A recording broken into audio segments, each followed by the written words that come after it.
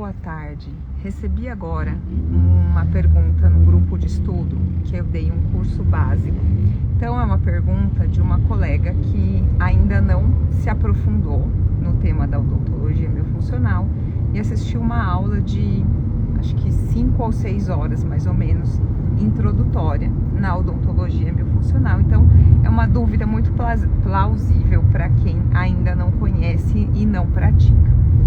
Ela perguntou se um paciente que ele era classe 2 e foi tratado com ortodontia, teve a correção da classe 2, ele ainda tem a postura corporal do respirador bucal, que é cabeça para frente, aquela curvatura acentuada na coluna cervical e os ombros para frente também. Para quem estuda o respirador bucal, é uma postura muito clássica.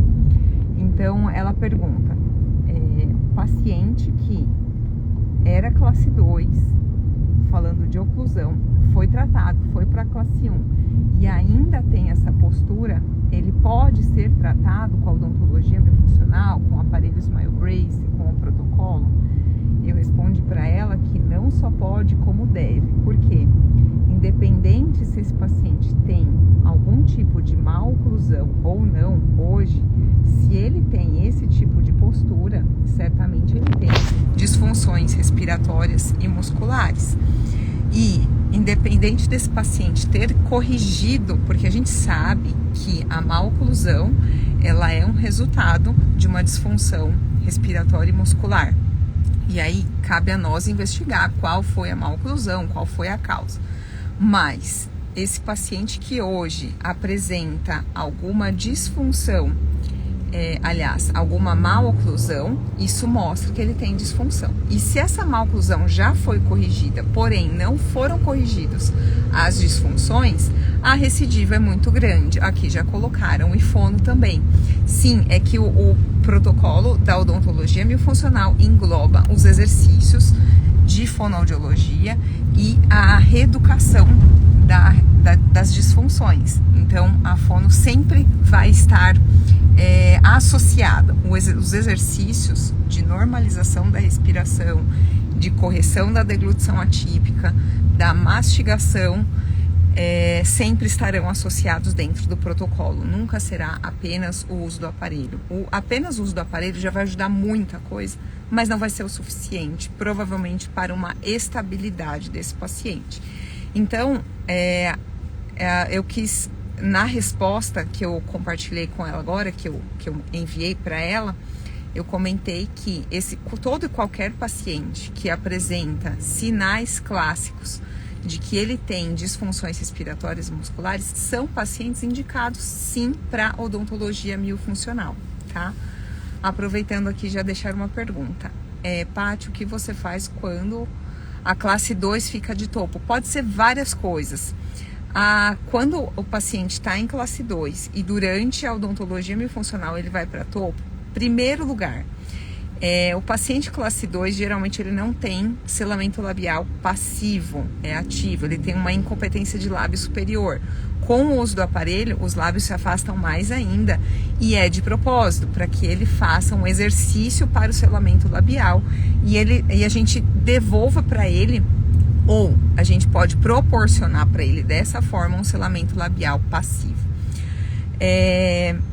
Então, provavelmente ele não está fazendo o uso correto do protocolo, que é aquela de 1 a 2 horas acordado fazendo o selamento, forçando o lábio superior de encontro com o lábio inferior e com o mentoniano relaxado, que é um desafio muito grande.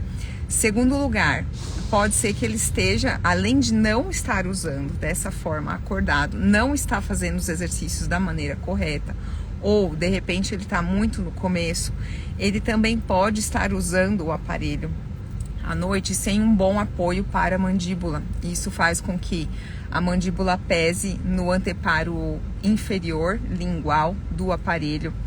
E aí acontece não só uma falta de desenvolvimento na maxila, mas pode acontecer, se ele estiver usando o aparelho da maneira errada, pode acontecer dos incisivos inferiores se vestibularizarem. e aí ele fica de topo. Então tem várias maneiras da gente corrigir isso daí que a clínica Molari perguntou. Primeiro, reforçar o uso de 1 a 2 horas acordado, apareceu um joinha.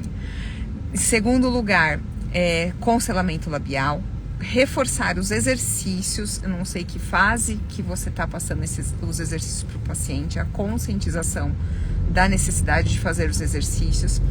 E você pode ainda recorrer a um recurso muito bom da técnica de normalização buteico, normalização da respiração, que é o uso do selamento com uma fita micropore, porque isso vai ajudar esse paciente a manter a mandíbula bem encaixada no aparelho e não ocorrer essa vestibularização dos inferiores. Outra coisa que pode estar acontecendo, tem muitas possibilidades. O aparelho estar pequeno para a arcada, tá? Acontece com muita frequência da gente começar, por exemplo, com um K1, na hora de trocar para o K2, esse paciente já está no tamanho médio, ou começar com o tamanho médio e depois a gente passa não só para o K2, que acontece bastante comigo.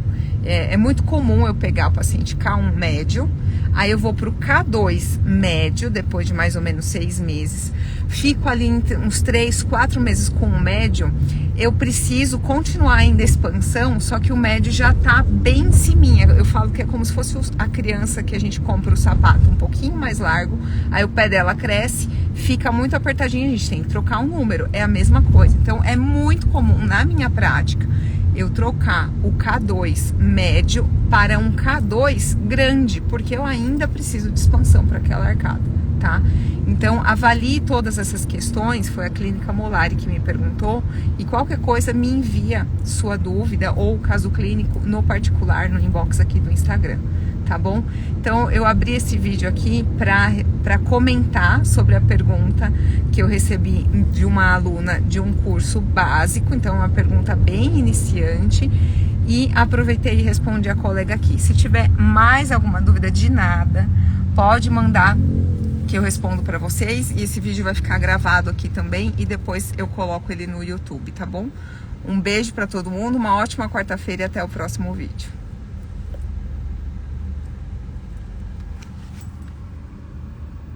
Obrigada, viu?